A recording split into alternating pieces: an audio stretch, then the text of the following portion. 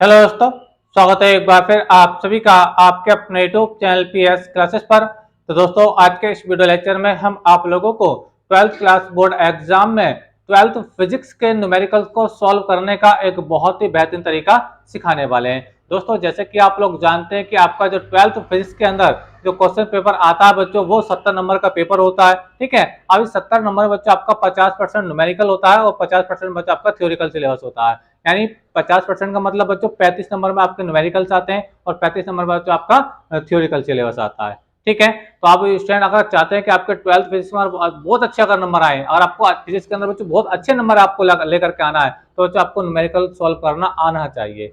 ठीक है, अगर आप उससे न्यूमेरिकल सॉल्व करना नहीं आता है तो आपसे आपके जो फिजिक्स के अंदर बच्चों अच्छे नंबर नहीं आ पाएंगे।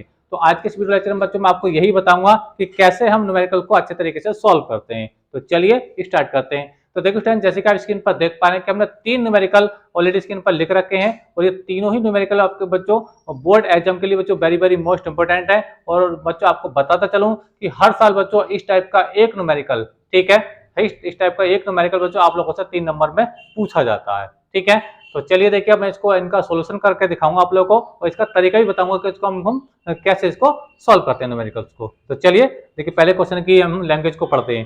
देखिए क्वेश्चन बच्चों क्या है, देखिए, एक समतल वैद्युत चुंबकीय तरंग के वैद्युत क्षेत्र का आयाम 3 इंटू 10⁻⁴ वोल्ट प्रति मीटर है। इसके चुंबकीय क्षेत्र का आयाम ज्ञात कीजिए। ठीक है, अब देखिए यहाँ पे बच्चों आपको क्वेश्चन पढ़ के आपको ये समझना होगा कि ये जो वैल्यू आपको दे रखी है 3 इंटू 10⁻⁴, बच्चों को अधिकांश बच्चों को यही होता है कि वैल्यू पता नहीं होती है ये वैल्यू किस भौतिक राशि की है। समझ आप लोगों में, यानी आपको ये पता नहीं कि वैल्यू है किस चीज की। तो ये हमें कैसे पता चलता है बच्चों, इस वैल्यू के पीछे, इस वैल्यू के आगे की ओर ये जो वैल्यू लिखी होती है, ठीक है, ये इसका यूनिट यानी इसका ये मात्रक लिखा होता है। ठीक है, यानी ये जो वोल्ट प्रति मीटर लिखा है बच्चों, आपको ये देखना होगा ये वोल्ट प्रति मीटर किसका मात्रक होता है। समझ में आ रहा है आप लोगों को मेरा? तो ये जिस राशि का मात्रक है ये उसी की वैल्यू है। समझ में आ रहा है आप लोगों को मेरी बात? तो जो वोल्ट प्रति मीटर जो मात्रक होता है वो वैद्युत क्षेत्र की तीव्रता का मात्रक होता है। किसका होता है बच्चों? वैद्युत क्षेत्र की तीव्रता का मात्रक होता है।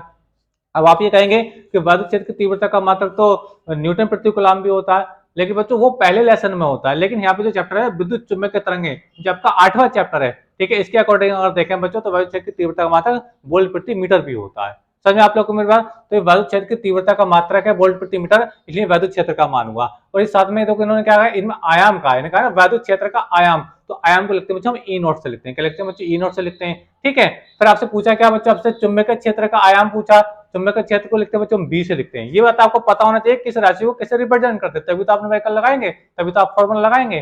ठीक है, तो चुंबकीय क्षेत्र का बच्चों कैसे लिखते हैं? वी नोट से लिखते हैं। ठीक है, तो उसी का मान आपसे पूछा गया है। तो चलिए देखिए, मैं इसको सॉल्व करके दिखा रहा हूँ। ठीक है, और साथ ही साथ बच्चों इसको सॉल्व करने के लिए इसका इससे रिलेटेड आपको फार्मूला आना चाहिए। अगर आपको फार्मूला याद है तभी तो आप वैल्यू को लिख पाएंगे। आपको फार्मूला सही से याद नहीं है तो बच्चे न्यूमेरिकल सॉल्व नहीं कर पाएंगे। इसलिए आपसे लोगों से मेरा विशेष रिक्वेस्ट ये है कि आपको फार्मूला पर थोड़ा गौर करना चाहिए। ठीक है, फार्मूला आप अच्छे से याद करके जाए एग्जाम में, और आपका एक भी न्यूमेरिकल एग्जाम में बच्चों नहीं बचेगा। बस आपको फार्मूला याद होना चाहिए। ठीक है, तो देखिए पहले सोल्यूशन मैं आपको दिखा रहा हूँ। देखिए सोल्यूशन कैसे करेंगे, देखिए पहले वाले का है सोल्यूशन। तो देखो वैद्युत क्षेत्र का आयाम, वैद्युत क्षेत्र को बच्चों ई नोट से लिखते हैं। किसे लिखते हैं बच्चों? ई नोट से लिखते हैं। और वैल्यू रख के बच्चों 3 इंटू 10⁻⁴, ठीक है, और वोल्ट प्रति मीटर आपको दे रखा है। ठीक है, अच्छा आपसे चुंबकीय क्षेत्र का आयाम पूछा, यानी आपसे बच्चों वी नोट यहाँ आपसे पूछा गया है। ठीक है, अच्छा अब बच्चों चुंबकीय क्षेत्र का आयाम और वैद्युत क्षेत्र का आयाम और एक होता है प्रकाश की चाल, इन तीनों में जो संबंध होता है बच्चों वो ये संबंध होता है, यानी ये सूत्र है जो आपको पता होना चाहिए इसको सोल्व करने के लिए। सी बराबर बच्चों होता है आपका ए नोट अपन का होता है बच्चों वी नोट होता है। ये फार्मूला है। ठीक है, इसी फार्मूले से बच्चों बी नोट का वैल्यू निकालूंगा तो बी नोट इधर आ जाएगा। देखिए मैं यहीं पे इसको सोल्व कर देता हूँ। देखिए वी नोट अगर मैं निकालना चाह रहा हूँ, क्योंकि वी नोट ही हमसे पूछा गया है। ठीक है, तो ये बच्चों फार्मूला बनेगा, देखिए ई नोट अपन सी बनेगा। अब बच्चों आप देखिए क्वेश्चन के अंदर सी तो दिया नहीं होता बच्चों, सी जो होता है बच्चों कांस्टेंट वैल्यू होती है स्पीड ऑफ लाइट, यानी प्रकाश का वेग 3 इंटू 10 की पावर कितना होता है, इसका वैल्यू 3 इंटू 10⁸ मीटर पर सेकंड इसकी वैल्यू होती है। समझ में आप लोग मेरी बात? तो वैल्यू रख लीजिए। देखिए यहाँ पे वैल्यू रखेंगे तो ई नोट का मान हम लोग को दे रखा था कितना, 3 इंटू 10⁻⁴। ठीक है, और बच्चों इसी का मान है बच्चों 3 इंटू 10⁸। समझ में आप लोग को मेरी बात? ठीक है, अच्छा आगे देखिए, तो बी नोट कैसे निकल के आएगा, यहाँ से बच्चों कैंसिल आउट हो जाएगा। ठीक है, अच्छा देखिए यहाँ पे जो वी नोट निकल के आएगा तो ये कैंसिल आउट हो गया, ये पावर ऊपर जाकर माइनस की हो जाएगी, तो 10 की पावर -4 ये पहले से ही थी। ठीक है, ये ऊपर जाएगी तो माइनस की हो जाएगी, तो माइनस कितना 8 हो जाएगी। ठीक है, समझ में आप लोग को मेरी बात? तो ये v बराबर कितना आएगा आपका 10 की पावर 12 टेस्ला। मात्रक जरूर याद रखें, चुंबकीय क्षेत्र की तीव्रता का जो मात्रक होता है, जो वी नॉट का मात्रक होता है बच्चों, क्या होता है, वो टेस्ला होता है। तो ये जो वैल्यू आई है बच्चों, ये किसी वैल्यू आई है, ये आपका चुंबकीय क्षेत्र वाले भाग का आयाम आया है। ठीक है, चुंबकीय क्षेत्र का जो आयाम होगा उसकी वैल्यू कितनी होगी बच्चों, इतनी होगी। ठीक है, आपको ई नोट दे रखा था, बी नोट आपको निकालना था। फार्मूला आपको बच्चों पता होना चाहिए, बगैर फार्मूले का आप कुछ नहीं कर पाएंगे बोर्ड एग्जाम में। ठीक है, बी नोट चाहिए था, बी नोट को मैंने सी की जगह लिया, सी को बी नोट की जगह पहुंचाया। ठीक है, वैल्यू दोनों की वैल्यू कोट कर दी। जब उसको 3 से 3 कट जाएगा, ये पावर ऊपर जाएगा, माइनस की हो जाएगी, तो माइनस कितने हो जाएंगे, 12 हो जाएंगे। और वी नॉट यानी चुंबकीय क्षेत्र का जो मात्रा होता है टेस्ला होता है। तो आई होप के बच्चों ये सवाल आपको समझ में आ गया होगा स्टूडेंट। ठीक है, तो चलिए देखिए बच्चों, हम क्वेश्चन नंबर 2 को रीड करते हैं, इसकी लैंग्वेज को समझते हैं, इसके सॉल्यूशन को समझेंगे। क्वेश्चन नंबर बच्चों 2 दे रखा है, देखिए, किसी प्रिज्म का विचलन कोण, किसी प्रिज्म का विचलन कोण बच्चों डेल्टा एम से लिखा जाता है। ठीक है, विचलन कोण प्रिज्म के कोण, प्रिज्म का कोण बच्चों ए होता है, के बराबर है प्रिज्म के पदार्थ का अपवर्तनांक बताइए। बहुत इंपॉर्टेंट सवाल है बच्चों, 3 नंबर में पूछा जाता है। कंडीशन क्या दे रखी है, देखिए सोल्यूशन है दूसरे का, सोल्यूशन बच्चों दूसरे का, देखिए इन्हें कहा ना विचलन कोण, विचलन कोण बराबर किसके है, प्रिज्म के कोण के, प्रिज्म के कोण के क्या बराबर है। तो विचलन कोण होता है बच्चों आपका डेल्टा एम, और प्रिज्म का जो कोण होता है बच्चों वो ए होता है। ठीक है, अच्छा अब बच्चों देखिए प्रिज्म के पदार्थ का अपवर्तनांक पूछा है। ठीक है, तो देखिए अपवर्तनांक का जो फार्मूला होता है प्रिज्म के पदार्थ का अपवर्तनांक होता है, ये तो बच्चों म्यू इज इक्वल टू होता है, देखिए साइन, ठीक है, डेल एम प्लस ए बटा 2 अपॉन साइन ए बाई 2 होता है, साइन ए बाई 2 होता है।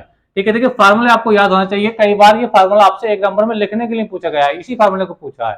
ठीक है, तो ये फार्मूला भी कभी कभी 1 नंबर में पूछ लिया जाता है। ठीक है, तो देखिए म्यू बराबर क्या होगा, देखिए अब वैल्यू रख रहा है, देखिए साइन, देखिए अब देखिए क्या तो डेल एम का बराबर ए के बराबर है, तो देखो एक ये हो जाएगा, और ये ए देखो पहले से था, ये 2 हो जाएगा, कितना जाएगा, ये 2 हो जाएगा।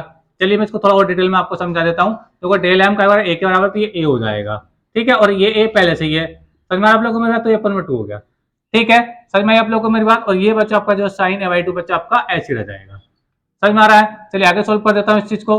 तो देखिए साइन, ये बनेगा, देखिए फार्मूला बच्चों आपका, देखिए एक और एक बच्चा 2 हो जाएगा, 2 से 2 कट जाएगा, तो ये बच्चा क्या रहेगा, साइन ए रह जाएगा, साइन ए रह जाएगा, और ये साइन ए बाई 2 रह जाएगा। समझ में आ रहा आप लोग को मेरी बात। ठीक है, अब देखिए थोड़ा सा देखिए साइन ए को तोड़ देंगे, आप इसका फार्मूला होता है तोड़ने का, देखिए मैं यहाँ पे इसको कर देता हूँ। यहाँ पे देखिए ये बच्चे ये म्यू बराबर हो जाएगा, देखिए बच्चों साइन ए को जो तोड़ते हैं हम ए बाई 2 के पद में, साइन ए को तोड़ेंगे, ये साइन ए बच्चों, ठीक है, इसको तोड़ते हैं बच्चों, सूत्र होता है इसका 2 sine A by 2 into cos A by 2, cos A by 2, और ये क्या फॉर्म में क्या बच्चों, साइन ए बाई 2, क्या ये साइन ए बाई 2 है। मैंने क्या किया देखिए आपको बताता चलूं, मैंने क्या किया बच्चों, साइन ए को, ये जो ऊपर वाला साइन ए था, ये वाला साइन ए, इसको मैं तोड़ दिया बच्चों, फार्मूला है ये 2 sine A by 2 into cos A by 2, cos A by 2, ये फार्मूला है बच्चों। ठीक है, अब इस फार्मूले को मैंने तोड़ दिया, तो इसी साइन को मैंने यहाँ पे तोड़ दिया। ठीक है, तो यहाँ तक क्या होगा बच्चों, sine A by 2 sine A by 2 cancel out हो जाएगा।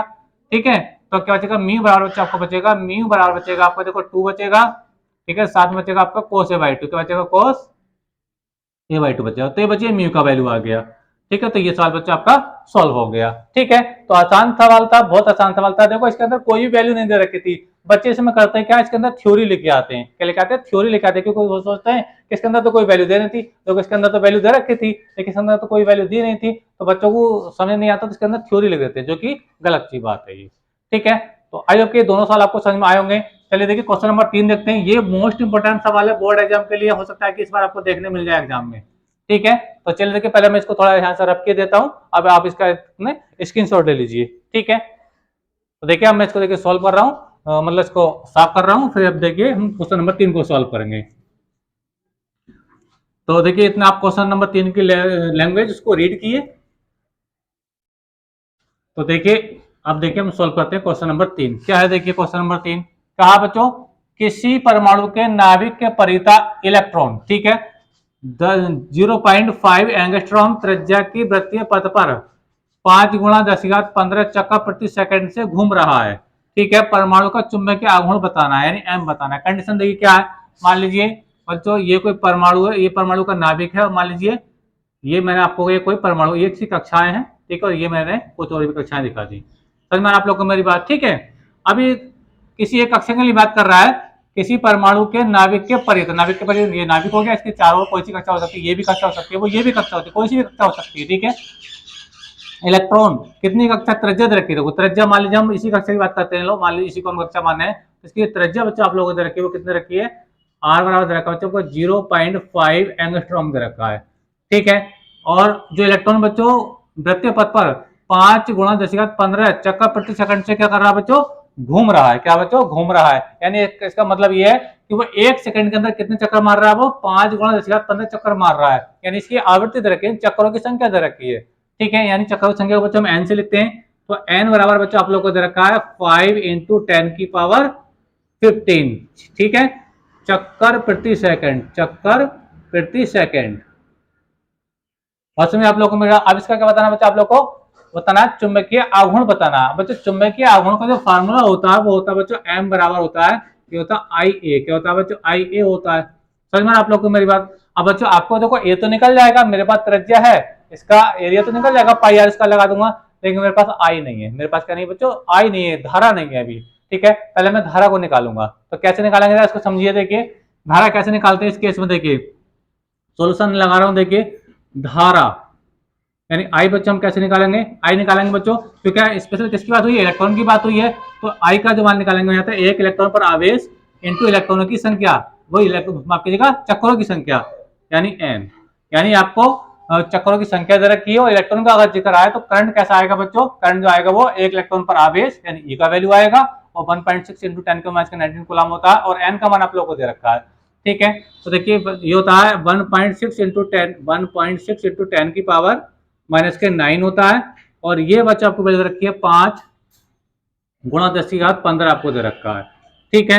और समय तो ई का तो मान आप लोग जानते हैं कांस्टेंट वैल्यू है, तो इस गुणा करिए 16×5 = 80 हो जाएगा, तो ये 8.0 इंटू 10⁻19 में से 15 घटाइए बच्चों, कितना बचेगा, 4 बचेगा, कितना बचेगा, 4 बचेगा। तो बच्चों ये आपका बच्चों क्या आ गया, करंट आ गया, क्या आ गया बच्चों, ये करंट आ गया, ठीक है।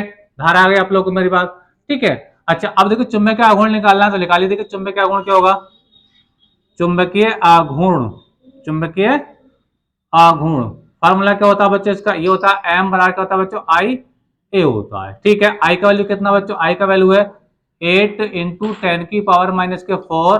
अब ए क्या बच्चों, एरिया, किसका एरिया, इसके वृत्तीय पथ का एरिया, ठीक है। वृत्त का क्षेत्रफल क्या होता है बच्चों, पाई आर स्क्वायर होता है, क्या होता है, पाई आर स्क्वायर होता है, ठीक है। अब आर मेरे पास है, ठीक है। अब आर देखो एंगस्ट्रॉम में है, तो इसको मीटर में कन्वर्ट कर लेंगे, तो ये हो जाएगा बच्चों 5 गुणा 10⁻⁻11 हो जाएगा। देखो एक एंगस्ट्रॉम बराबर होता है बच्चों 10⁻10 के बराबर, एक पॉइंट आ रहा है इसलिए बच्चों मैंने पावर 11 कर दिया है, ठीक है। तो चलिए देखिए मैं यहाँ से इस वैल्यू को लगा देता हूँ, यहाँ से इस चीज को देखिए हटा रहा हूँ मैं, तो देखिए स्टैंड ये फार्मूला बनेगा, मतलब वैल्यू लिख लेंगे यहाँ से, एम बराबर हो जाएगा आप लोगों के पास, ठीक है। तो ये चुंबकीय आघूर्ण का फार्मूला था, ये आपको समझ में आ गया है। तो ये था बच्चों, देखो ये है आपका 8 गुणा 10⁻⁻4, ठीक है। और ये पाई का मान होता है बच्चों 3.14, कितना, 3.14 पाई का मान होता है, और आर का मान बच्चों कितना, आर का मान दे रखा था 5 गुणा 10⁻11, ये भी लिखा था ना, ये स्क्वायर है क्योंकि पाई आर स्क्वायर हो रहा है ना। तो अब देखिए इसको गुणा कर लेंगे, तो ये हो जाएगा देखिए 8 गुणा 10⁻4 गुणा 3.14, और 5 कितना जाएगा बच्चों, ये 25 हो जाएगा, कितना जाएगा, 25 हो जाएगा, 5 का स्क्वायर बच्चों 25 हो जाएगा, और 10⁻⁻ से कितने जाएगा बच्चे, 11 22 हो जाएगा, ठीक है। गुणा कर लेंगे, देखो 25 8 200 हो जाएगा बच्चे, 25 8 200 हो जाएगा, गुणा 3.14 हो जाएगा, ठीक है। 10 देखिए यहाँ पे देखो 22 घातें बच्चों ये है, और 4 घातें ये कितने देंगे बच्चे, 26 घात हो जाएंगे, माइनस के कितने देंगे बच्चे, 26 घात हो जाएंगी, ठीक है। अच्छा अब देखिए इनके दोनों गुणा करनी है, तो गुणा कैसे करेंगे, पहले 2 जीरो लगा लीजिए, लगा दीजिए जीरो, अब 2 से गुणा कर दीजिए बच्चों, ये आई गुणा 628 आएगी, कितने आएगी बच्चों, 628, पॉइंट के बाद 2 के बाद बच्चों 2 का पॉइंट बच्चों ये आ जाएगा, ठीक है। बस अब पावर की कितनी, पावर कितनी है, 26, 10⁻⁻ से कितनी बच्चे, ये 26 है। इस पॉइंट को इधर लेकर के आइए, 2 स्थान तो 2 घात कम हो जाएंगे बच्चे, 6.28 गुणा 10⁻⁻ से कितने हो जाएगी बच्चे, 24 हो जाएगी। और चुंबकीय आघूर्ण का जो मात्रक होता है बच्चों वो क्या होता है, ठीक है, सूत्र क्या होता है, आई ए, तो एम का एम बराबर आई होता है, तो आई का जो मात्रक होता है बच्चों क्या होता है, एम्पियर होता है, और एरिया का मतलब मीटर स्क्वायर होता है। इसका मात्रक क्या बनेगा बच्चों, मात्रक बनेगा बच्चों एम्पियर मीटर स्क्वायर, क्या बनेगा, एम्पियर मीटर स्क्वायर, ठीक है। तो आई होप बच्चों ये भी आपको सवाल अच्छे समझ में आ गया होगा, बहुत अच्छा सवाल था, कई बार एग्जाम में पूछा गया है।